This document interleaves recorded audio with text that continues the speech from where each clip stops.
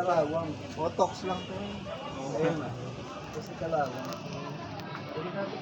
Binugas na lang. Pinapalitan ko. Oo. Kada year nila. Nagreklamo to kasi once mag-deliver. Dati 100 lang. Ah, 15.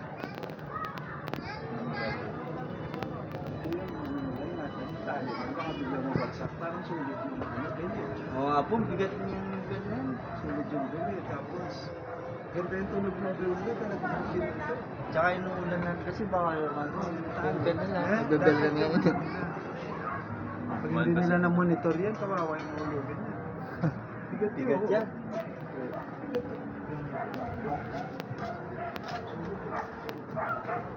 Malakas ang tawag yan. Kaya kapag libre ito,